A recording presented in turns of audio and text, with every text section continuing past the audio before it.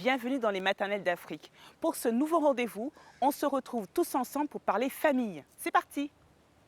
Aujourd'hui, au Maternelles d'Afrique, nous irons à votre écoute pour discuter des enfants qui ne font pas leur nuit.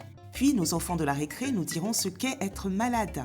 Et enfin, nous terminerons avec la rubrique de femmes inspirantes Elles l'ont fait, où nous recevons Carmen Siey. Mais pour commencer, nous allons répondre à vos questions sur l'alimentation dans notre rubrique Miam Miam.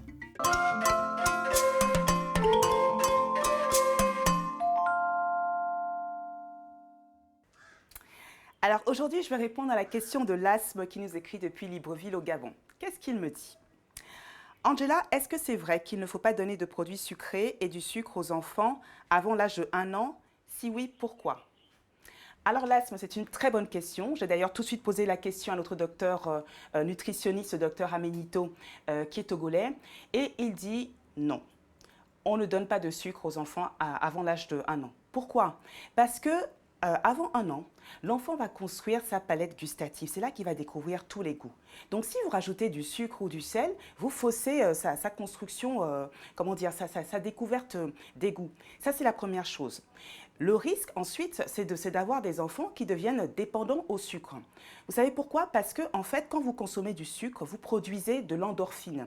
L'endorphine, c'est la molécule du bonheur qui fait que quand on consomme des produits sucrés, on se sent bien, on est heureux. Pour le goûter, par exemple, quand vous donnez des sucreries, des boissons gazeuses ou tout ce qui est soda et autres, eh bien, sachez que dans une canette de soda, il y a 7 morceaux de sucre. Est-ce que vous pensez que c'est bon, ça? Non.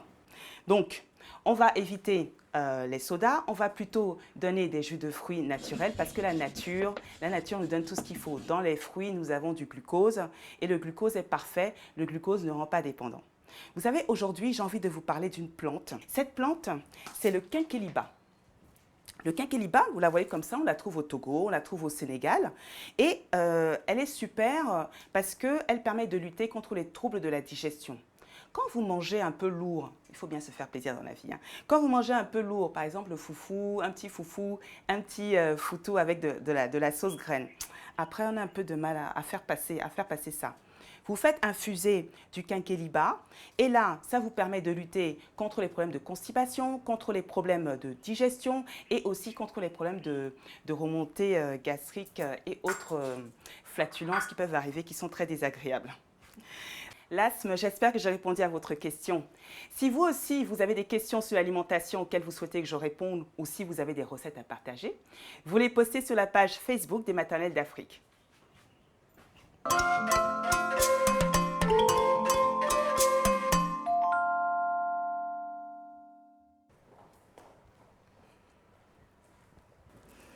Alors, vous savez quoi? Moi, j'ai eu beaucoup de chance parce que mon premier enfant, Eva, c'était magnifique pour les dodos. J'avais un petit rituel. On lui donnait son lolos, donc c'est un biberon. Elle prenait son biberon et puis je pense qu'elle l'avalait en moins d'1 minute. C'était un record. Les autres parents ne comprenaient pas comment c'est possible. Elle l'avalait. Et puis en l'espace de 5 minutes chrono, bam, elle dormait. 20 heures pile, on était tranquille jusqu'à 6 heures du matin. Le bonheur. Et puis le deuxième est arrivé. Lui là, vraiment. Alors lui non, il refusait. Il ne voulait pas dormir dans son lit, il ne voulait pas dormir. Le biberon, bon, oui, on va prendre le biberon. Il n'y a pas de problème, donne-moi le biberon. Il va prendre encore, mais non. Et ça a duré un certain temps. Alors on va parler de ça aujourd'hui, on va parler des enfants qui refusent de faire leur nuit. Est-ce qu'ils refusent ou est-ce que c'est physiologique? On vous a posé la question justement sur la page Facebook des Maternelles d'Afrique. On vous a demandé si votre enfant faisait ses nuits. Et puis vous avez été 70% de chanceux à dire oui. Bon, donc on va en parler aujourd'hui. On reçoit Fafa. Fafa, vous avez 33 ans, vous êtes communicatrice maquilleuse et vous êtes la maman de Bright Ariel qui a 4 ans. Effectivement. C'est ça? Bien ça. Bienvenue. Je reçois également Félicie. Félicie, vous avez 31 ans, je crois. Oui, c'est ça. Et vous êtes la maman de Mathis qui a 9 mois. Oui, c'est ça. Bienvenue dans la Merci. Maison des Maternelles d'Afrique. Et aujourd'hui, je reçois exceptionnellement un mailloticien. Est-ce que vous savez ce que c'est que mailloticien même? Mailloticien, là, c'est sage-femme.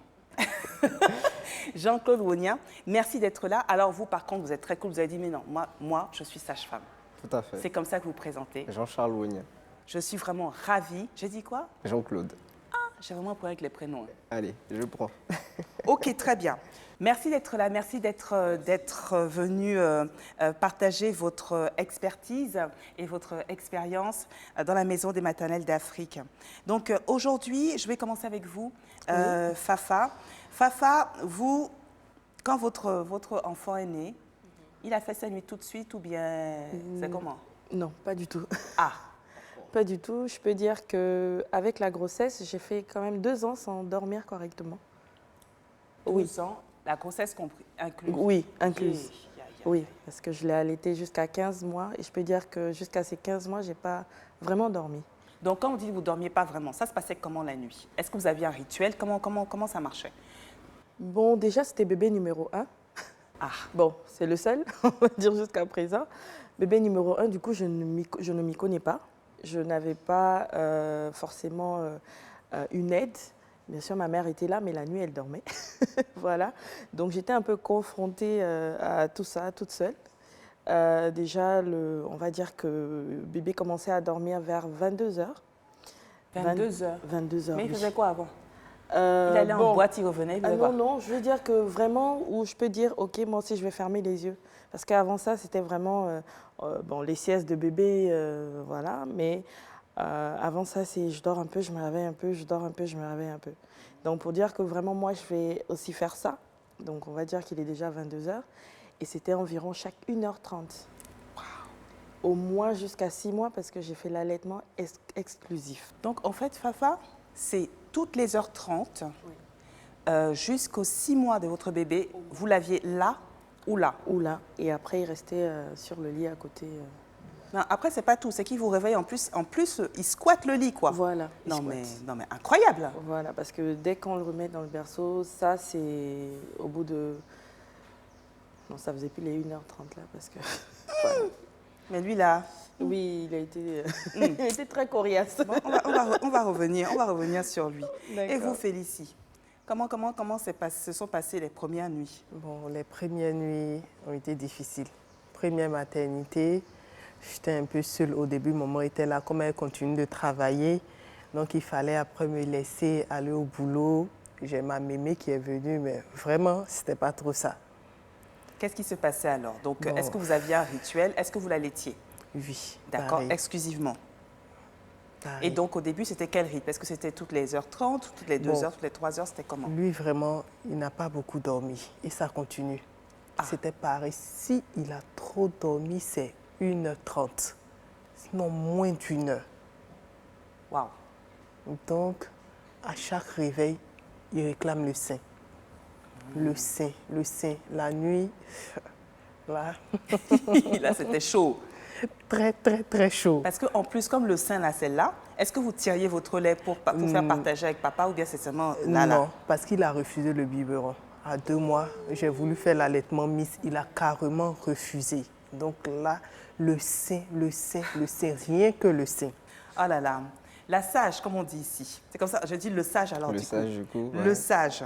Je viens à vous, parce que là, je me pose 2 questions. La première question, c'est à quel moment on peut dire qu'un enfant, un bébé, doit faire ses nuits? Parce que vous savez, on parle des 3 premiers mois, les 100 premiers jours terribles là, quand le bébé, après que le bébé soit sorti. Et puis il y a une deuxième question qui me vient à l'esprit, c'est comment est-ce que la maman, on dit que la maman a besoin de dormir pour que le lait puisse se reconstruire et que ça soit un lait vraiment riche. Toutes les heures 30, c'est un peu compliqué, quoi. Oui, tout à fait. C'est vrai que l'allaitement maternel sollicite énormément la femme. Disons qu'un enfant, au début de la vie, dans les premières semaines, il a un cycle de sommeil qui alterne toutes les 2-3 heures. Les phases de sommeil ne sont pas très longues. Et puis, dans la première semaine, par exemple, il peut dormir jusqu'à 20 heures. Ensuite, les heures de sommeil vont diminuer progressivement. Autour d'un mois, il dort environ 16 à 20 heures. Et puis, vers 3-4 mois, on va dire que les 3/4 des enfants environ vont faire leur nuit. Mais il y en a qui font leur nuit très tard. Donc, c'est vraiment enfant dépendant. Il n'y a pas de règles en la matière. D'accord, ça dépend vraiment de l'enfant. de l'enfant, Ouais, pas oui. papa. Donc ça, on ne peut pas le décider à la boutique, dire non, je vais prendre plutôt un enfant qui dort, merci, l'autre, je ne C'est veux ça. pas. Ça ne marche pas comme ça. Et pour l'allaitement, justement, le lait maternel, est-ce que ce que je disais est vrai? C'est-à-dire, c'est difficile, du coup, pour le lait de se refaire, pour la maman qui ne dort pas, du coup? Oui, ce qu'il faut faire, c'est d'essayer de se calquer un peu sur le rythme du bébé. C'est-à-dire, par exemple, s'il a des phases de sommeil en journée, profitez aussi de faire plusieurs siestes dans la journée pour donner au corps la possibilité de se régénérer. La lactation, elle dépend aussi du rythme des tétés. C'est-à-dire que plus un bébé va aller au sein, plus le lait va être fabriqué. Donc à ce niveau-là, on peut être D'accord. tranquille.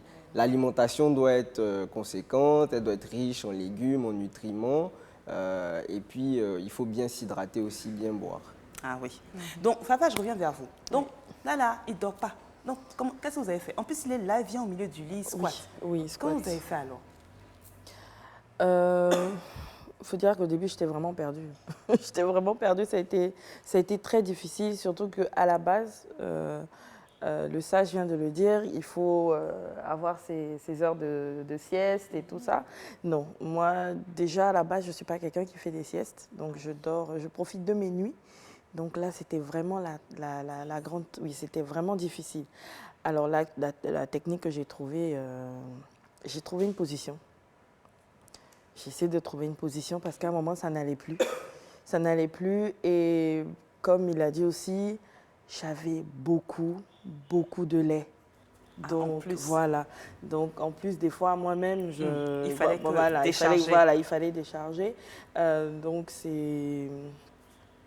comment je vais dire? Vous avez trouvé un moyen dans le lit Voilà, pour j'ai le trouvé un placer moyen dans le lit pour le placer, pour pouvoir fermer un peu les yeux. et qui se serve au moment où il a envie Voilà, de... et après maintenant, bon, au moins pour que je puisse, parce que sinon, le temps que lui se rendorme, le temps que je me rendorme, du coup, qu'il se réveille, au final, je ne dors plus. Aïe, Donc, aïe, c'était aïe. la position qui m'a sauvée. Oh là là. Et pour vous, Félicie, alors? Moi, je ne connais pas encore ça. Hein. Aïe, aïe, aïe. Donc, il a 9 mois. Il a 9 C'est mois. comment? Vous avez commencé la diversification alimentaire? Oui, mais Il mange tout. il refuse de manger. C'est difficile. Il refuse de manger. Il refuse de manger. C'est vraiment difficile sur ce plan. Du coup, je le mettais encore au sein.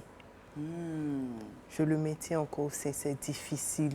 Les céréales et autres, on va, la nourriture, les petits plats pour bébé, zéro. Dès que tu lui donnes à manger, monsieur se fait rendre. Alors, le sage, moi, j'ai une question à vous poser parce qu'on est dans deux situations, deux cas de figure qui se ressemblent mais qui sont un peu différents. Le premier dit, je prends tout, mais je garde le sein. Le deuxième dit, je ne veux que le sein. Ouais. Comment on fait? Ben, déjà, il faut savoir que l'allaitement, ce n'est pas qu'une question d'alimentation. C'est toute une symbiose qui se met en place entre la maman et son enfant. Il y a une communion, l'enfant, il y a votre odeur, il y a plein de choses comme ça. Donc, il y a un élément que vous avez présenté, c'est la solution des tire-laits. C'est une bonne solution de pouvoir tirer son lait et de faire participer le papa. Maintenant, si on se retrouve par exemple dans la situation de Félicie où l'enfant ne veut pas le biberon, il faut savoir qu'il y a d'autres astuces. Vous pouvez essayer de lui donner le lait à la cuillère ou avec un petit godet comme ça, un tout petit gobelet, pour essayer de voir si ça peut passer. En ce qui concerne les nuits, il y a plusieurs autres techniques. Hein. Vous pouvez par exemple mettre vos vêtements dans le berceau. Avec l'odeur, c'est ça? Avec l'odeur de la maman, ça va le rassurer. Vous pouvez l'emmailloter. Voilà. Et puis au niveau de l'alimentation, par exemple, vous avez quelques difficultés à lui faire prendre la nourriture solide. C'est difficile. Mais vous pouvez essayer de le récompenser en fait après chaque repas. S'il arrive à prendre une purée ou un petit pot complètement, par la suite, vous lui donnez le sein. Progressivement, il va associer le fait de manger à la récompense qui est la tétée et peut-être que ça aussi, ça va l'emmener à accepter. Oui, au début, c'est ce que je faisais. Quand il prend un peu la bouillie, après le sein. Mais maintenant, il refuse. Il a C'est-à-dire, compris. pendant qu'il est là, tu lui donnes son plat de midi. Lui, automatiquement, il s'agrippe à ton t-shirt. Il commence à te... Il veut le sein. Alors vous, qu'est-ce qui s'est passé? Fafa, vous, à partir du moment où vous avez sevré, là, ça a été le bonheur. Il a commencé à dormir. Ou bien ce n'était pas le bonheur? Il a commencé à dormir. mais il ne fallait pas qu'il soit loin. Ariel, il faut rester au contact. C'est quelqu'un qui a beaucoup, Bright Ariel, c'est la même chose. Il a besoin de contact, sinon il ne dort pas. Aujourd'hui, bon, on va dire depuis 2 ans ou depuis 1 an et demi, on fait vraiment une bagarre la nuit, c'est qu'il veut mettre sa main. Comme beaucoup de petits garçons, même des petites filles. Oui. Et là, bon, non, il faut que vraiment tu te... Mais quand il ne sent pas au bout de 2-3 heures que maman n'est pas dans les parages jusqu'à aujourd'hui, c'est tout de suite maman, ou bien il se réveille. Il se réveille après des fois où il dort, mais il a besoin du contact. Il a vraiment besoin du contact. Ça, je comprends parfaitement parce que mon fils a 5 ans. C'est pas pour vous faire peur, hein, mais c'est pareil. Mais alors, pour répondre à Félicie qui est venue, vous êtes venu chercher des solutions dans la maison. Pour vous parler de mon cas personnel, donc mon fils donc, ne faisait pas ses nuits. Il se réveille il se réveillait toujours vers minuit, 1h du matin. Oui, c'est ça. Toujours. En tout cas, c'est là. Et C'est puis, ça. ça continue en moins de 5 fois la nuit. Exactement. Il se lève, il vient dans la chambre. Et puis, il finit entre moi et mon mari, et voilà. Et toi, tu dors mal parce que l'autre, là, il est à côté, il s'est imposé dans le lit, et super, tout va bien. Donc, on a trouvé une forme de routine, en fait, parce qu'on s'est dit, voilà, ce qu'il cherche, en fait, c'est être proche de nous, et on s'est dit, on va essayer de le rassurer. Donc, effectivement, comme le disait le sage tout à l'heure, nous, on a imposé un certain rythme, c'est toujours des heures très précises, très militaires à la maison. C'est qu'on sait qu'à 19h, absolument, il doit être lavé en pyjama et dans le lit. Et on sait que de 19h à 20h, ça va être le processus d'endormissement. Et à un moment, il se passe quelque chose. Soit il va commencer à mettre ses mains au visage, il va commencer à fermer un peu les yeux. Et on sait que le cycle de sommeil commence à entrer. Tout à fait. On sait que dans les 10 prochaines minutes, il faut absolument qu'il s'endorme. Je reste dans la chambre, ça le rassure, et après, il dort. Ça, c'est ma méthode. Je ne sais pas si le sage, vous avez une autre routine à proposer. C'est vrai qu'il n'y a pas de routine, d'école. Hein, voilà. Mais il faut que chacun trouve Exactement. ses solutions à lui. Ce qui compte, c'est que l'environnement soit calme. Voilà. Par exemple, la musique la nuit, la télévision, les lumières fortes, les bruits et tout ça, c'est vrai que ça entrave aussi le processus d'endormissement. Donc il faut que l'environnement soit calme et serein, il faut que les températures soient réglées autour de 20-21 degrés. Et si on met la clim, il faut veiller à ce que la pièce ne soit pas trop fraîche, que le bébé soit bien couvert. Oui. Donc c'est tout cet environnement aussi qui va favoriser ou pas l'endormissement du bébé. Et effectivement, vous l'avez très bien dit, le sage, un point très important, éviter tout ce qui est écran juste avant que l'enfant ne s'endorme. Donc les tablettes, les téléphones, les télévisions, tout ça là, 1 heure avant le coucher, il faut éviter parce que ça les excite. Le sucre aussi, certains disent qu'il faut éviter tout ce qui est sucre. Bon, après, chacun son chemin. J'espère, Félicie, qu'on vous a apporté des pistes que vous allez pouvoir explorer et que vous allez nous écrire bientôt, dire ça y est, alléluia, il dort. Franchement. Merci d'être venu en tout cas. Si vous aussi vous avez des conseils, des recommandations, des routines à partager, vous n'hésitez pas à les poster sur la page Facebook des Maternelles d'Afrique. Merci Fafa. Merci Félicie d'être venue.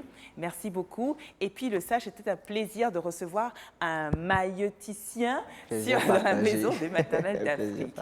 Alors maintenant, je vais recevoir une femme formidable, mais avant ça, la récré.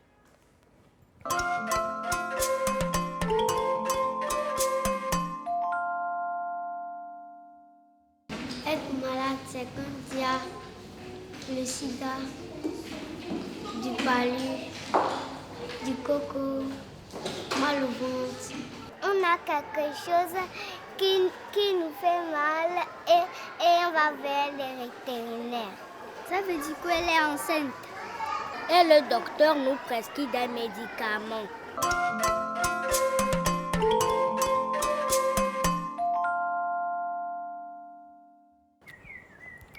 Ah, bonjour Carmen. Bonjour. Tenez, ça c'est du jus d'orange. D'accord. Bienvenue dans la maison des Maternelles d'Afrique. Comment allez-vous?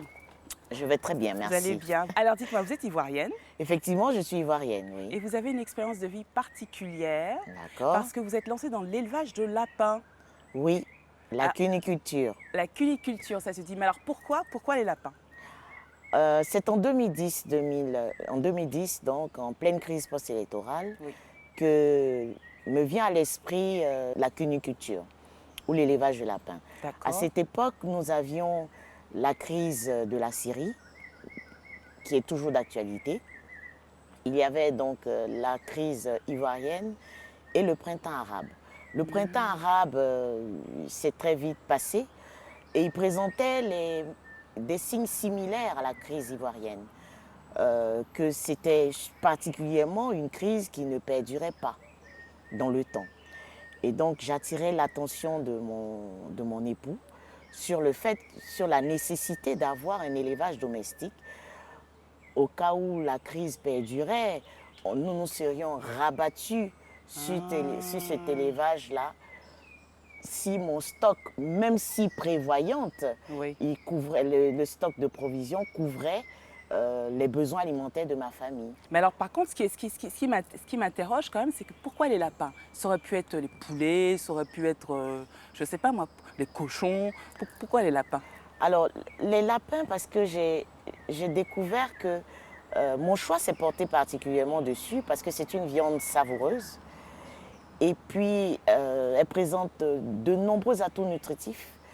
Elle est essentiellement riche en protéines et D'accord. excessivement pauvre en glucides. Ah, ok. La consommer, c'est se préserver de plusieurs maux, comme l'élévation de son taux de cholestérol, et puis bien sûr de tout ce qui est hypertension artérielle et bien d'autres maux, pour ne citer que cela. D'accord. Et puis comment a démarré votre aventure? Comment ça s'est passé? Alors, j'attire l'attention de mon époux, et puis cette idée d'élevage de lapins, de la cuniculture ne me lâche plus. Donc, à une fin d'après-midi, mon époux me ramène 4 lapins, dont 3 femelles et un mâle. Et donc, je fais faire un clapier de fortune. Et en très peu de temps, j'ai mes premiers portés. Et puis, je les élève. Au bout de très peu de temps, je commercialise au voisinage une dizaine de lapins pour un chiffre d'affaires de 60 000 francs. Et là, véritablement, je découvre qu'il y a un besoin. Il y a un besoin, surtout pour ceux qui, comme je vous disais, c'est une viande qui est conseillée pour éviter certains maux. Et puis ceux qui ont ces maux, les médecins leur conseillent ça pour les régimes. D'accord. Voilà. Donc je découvre aussi qu'il y a une rareté, d'où le besoin. Ah oui. Il faut apporter une solution. Et c'est comme ça que Donc vous commencez à vendre à vos voisins.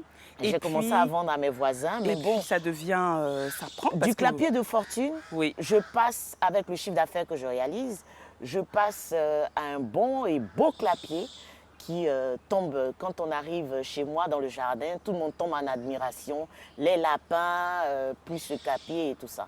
Et puis bon, en 2012, Oui. ma ferme cunicole domestique. Donc en fait, en l'espace de 2 ans.